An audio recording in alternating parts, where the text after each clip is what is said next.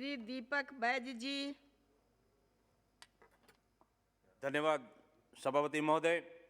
आज सामान्य बजट पर चर्चा 2022-23 के चर्चा में भाग लिया हूं। माननीय सभापति महोदय, देश का कुल बजट 39.45 लाख करोड़ रुपए का है। यह बजट भारत को 75 से 100 साल तक 25 वर्ष तक अर्थव्यवस्था को दिशा देने वाला बजट है।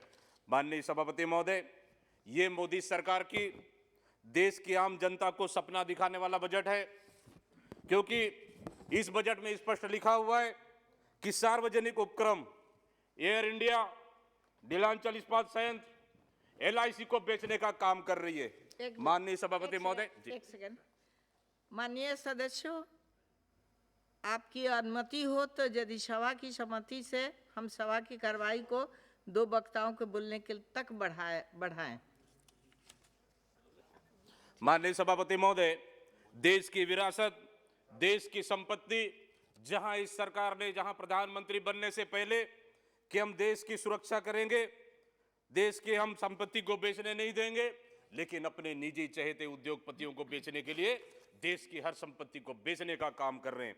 माननीय सभापति महोदय, इस बजट में माननीय प्रधानमंत्री जी, वित्त मंत्री जी, पूरी सरकार ने महंगाई कम करने का उल्लेख नहीं किया। लगातार गैस सिलेंडर आसमान की रेट छू रही है, पेट्रोल डीजल में लगातार वृद्धि हो रही है, गरीबों के जेब में डाका डालने का काम कर रही है सरकार। माननीय सभापति महोदय, रोजगार देने में इस सरकार असफल। प्रति वर्ष 2 करोड़ नौकरी देने का वादा करने वाली सरकार से आज मैं पूछता हूं, क्या 7 साल में आपने क्या 14 करोड़ लोगों को नौकरी दिया? क्या आत्मनिर्भर भारत में 60 लाख नौकरी देने का सपना आज फिर आप देश के नौजवानों को आप दिखा रहे?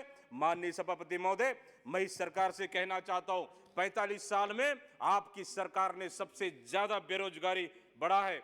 इसका उदाहरण बिहार जैसे क्षेत्रों में जहां से पूरे बेरोजगार सड़कों पर उतरकर ट्रेनों जलाने का काम कर रहे हैं, नौकरी मांग रहे हैं, लेकिन इस सरकार के पास नौकरी देने के लिए पैसा नहीं है। माननीय सभापति महोदय, ये सरकार का नारा है सबका साथ सबका विकास। एक जुमला निकला।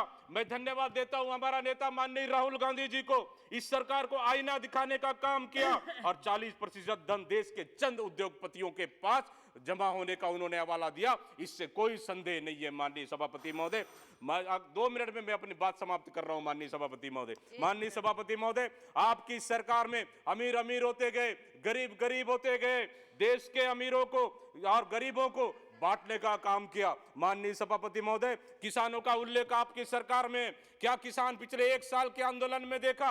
क्या हालत किया किसानों को?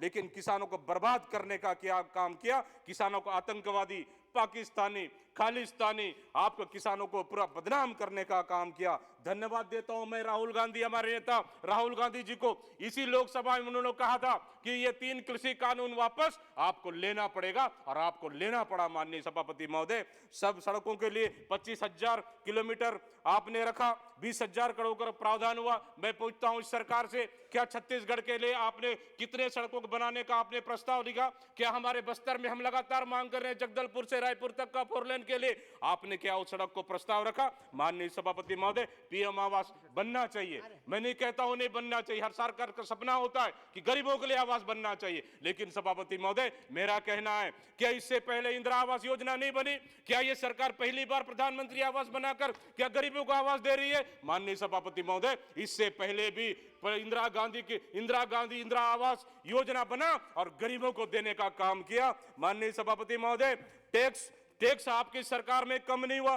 गरीबों पर टैक्स, छोटे छोटे फुटकर व्यापारियों पर टैक्स लगा, GST का कलेक्शन हुआ, लेकिन हमारे छत्तीसगढ़ सरकार को और जहां जहां बीजेपी के गैर बीजेपी सरकार को आप लोग GST का पैसा देने का काम नहीं किया। निश्चित रूप से आप बदले के भावना से काम कर रहे हैं। माननीय सभापति महोदय, बस्तर में सड़क चाहिए, बस्तर में रेल के विस्तार चाहिए, बस्तर में हवाई कनेक्टिविटी चाहिए। इसके लिए लगातार बस्तर की जनता और मैं इस हाउस में लगातार मांग कर रहा हूं, क्या ये सरकार वो मांग पूरा करेगी? माननीय अध्यक्ष महोदय, निश्चित रूप से ये बजट दिशाहीन बजट है, ये बजट देश को बर्बाद करने वाली बजट है, ये बजट कहीं न कहीं मोदी सरकार की फेलवर बजट है। इसलिए मैं कहना चाहता हूं माननीय अध्यक्ष महोदय, ये बजट जनता के देश में, ये बजट जनता व देश हित में नहीं है। इस बजट के लिए निश्चित रूप से मैं मोदी सरकार के फेलुअर बजट मानता हूं और इस बजट का मैं विरोध करता हूं। माननीय सभापति अध्यक्ष महोदय, आपने मुझे बोलने का अवसर दिया, निश्चित रूप से बहुत बहुत धन्यवाद दे रहा हूं। धन्यवाद।